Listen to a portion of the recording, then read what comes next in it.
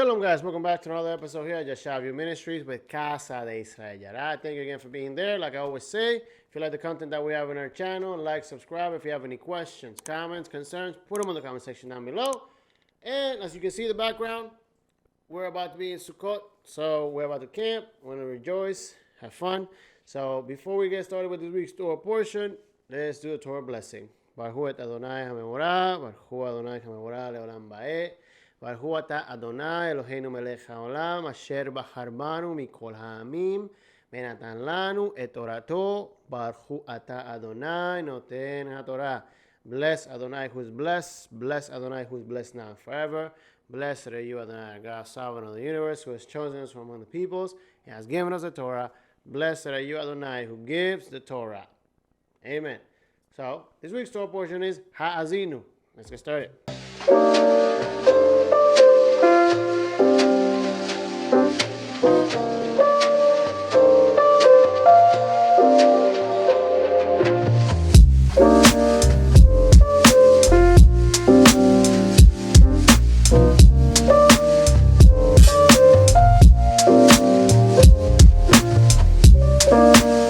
Ha Azinu starts in Deuteronomy chapter 32, and is the song that God commanded Moses to write last Torah portion, expressing not only God's righteousness and God's sovereignty, but also Israel's debacle and their redemption. And so we're going to read it, and then we're going to go into the PowerPoint, and then I'll let you be.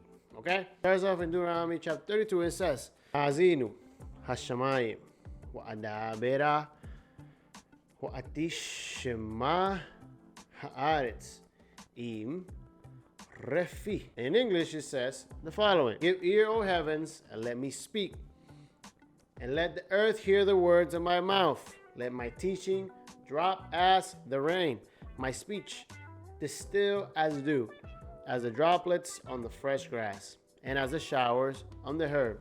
For I proclaim the name of the Lord. Ascribe greatness to our Elohim, the rock.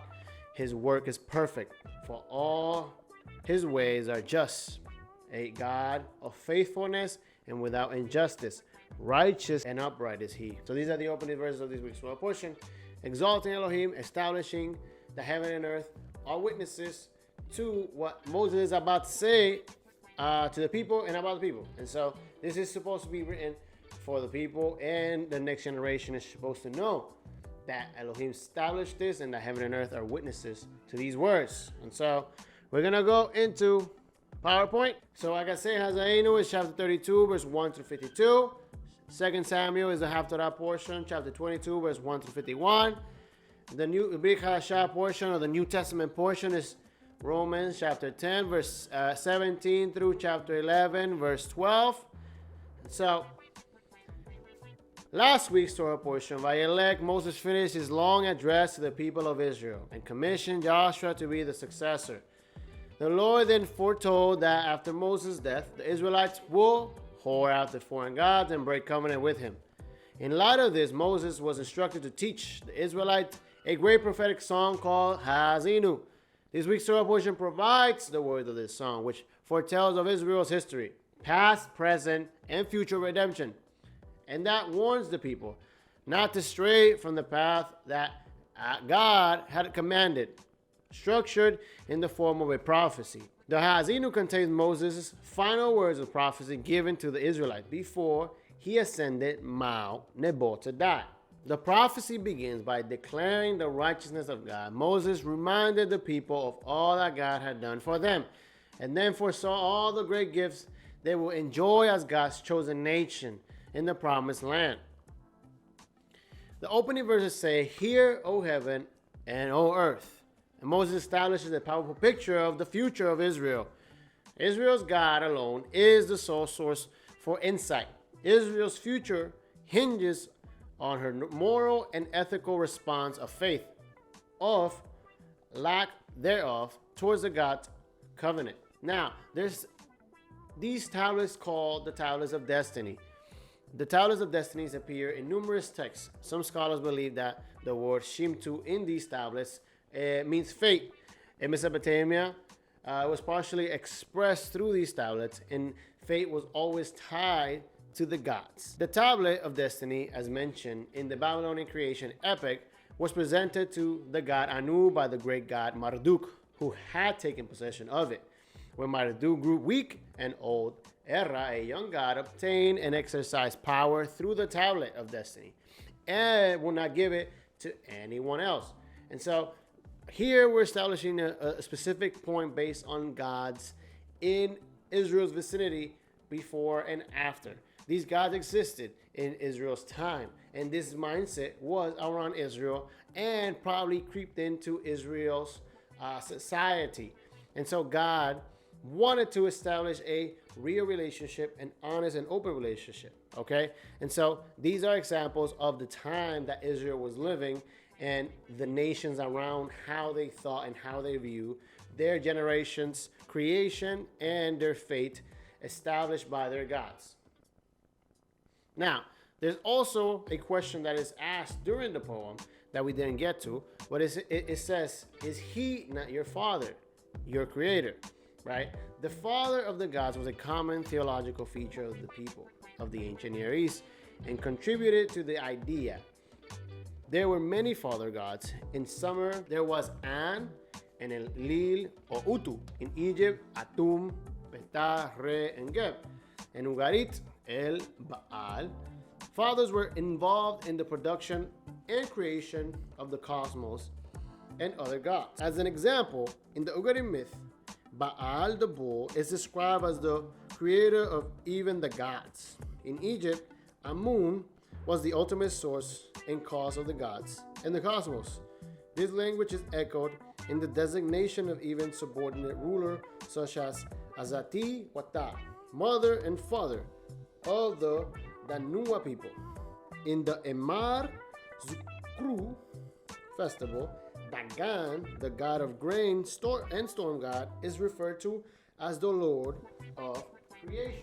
So the question here is, out of all these gods and all these stories, which God Father and what and whom and how all these tie together systematically and are particularly hopeless until more complete materials are available, understanding that they depend on each other to be created or destroyed, depending on each one's faith and desire and greed.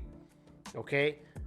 Israel, however, had no confusion on who their God was, because Yod-Heh Vav-Heh is God and Father of everything that existed in heaven and on earth. However, instead of thanking God for all these gifts in the poem, Moses foresaw that the people will grow fat and forsake Adonai for various no gods. This will cause God's anger to burn, and Israel's apostasy would eventually lead to defeat at the hand of their enemies and the eventual exile. All various curses listed earlier in the covenant, last Torah portions, will then come upon the people. And it says, I will heap disaster upon them, and I will send my arrows on them. They shall be wasted with hunger and devoured by plagues and poisonous pestilence. Indeed, God would have entirely destroyed the Israelite people, were it not for his reputation among the nations, lest they should say, our hand is triumphant. And it was not Adonai who did all of this. So, eventually and ultimately, God will vindicate his justice and mercy before heaven and earth by saving Israel from her enemies and atoning for all her sins. The song ends saying, cry out, O nations, with his people, for he will avenge his servant's blood. He will take vengeance against his enemies and will atone for his land and for his people.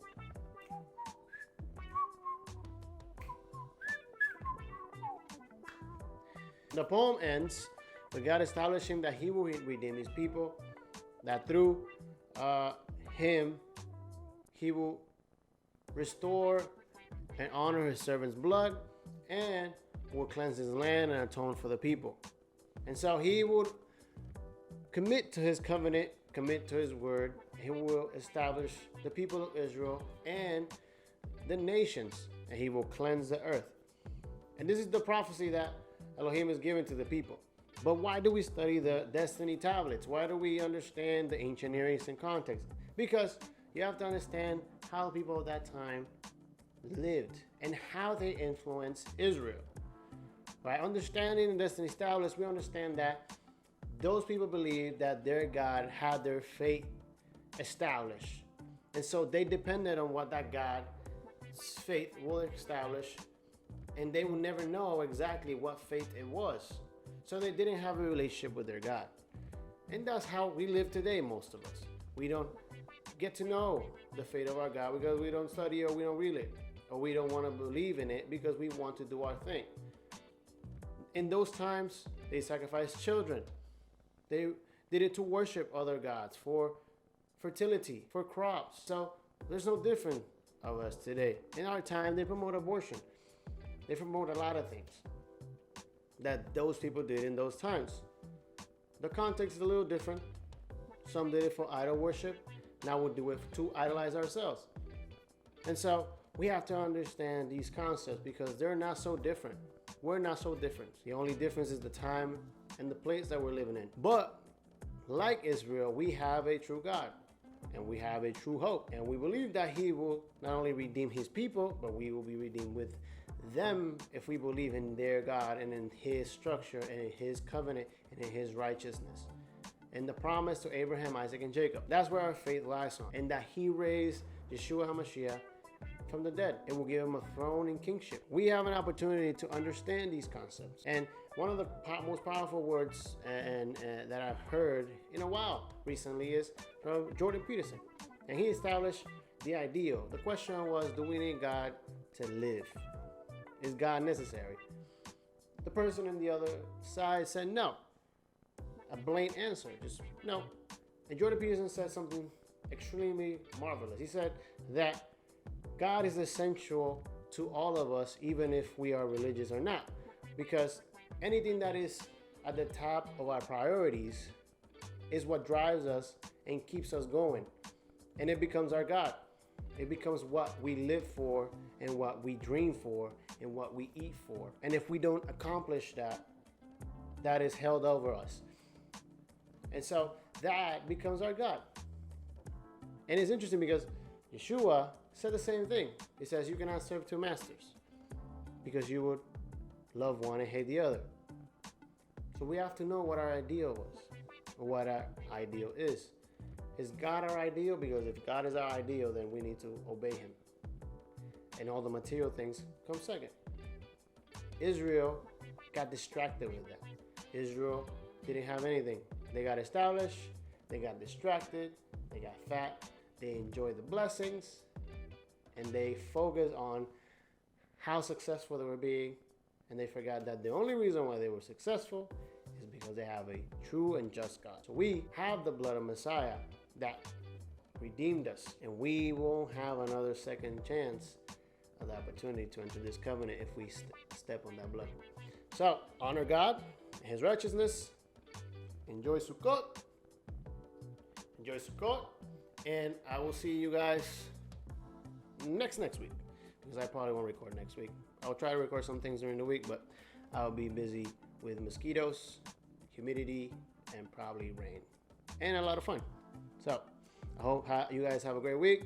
Shavua Tov, Shabbat Shalom, Chag Sameach Sukkot. Enjoy. Shalom.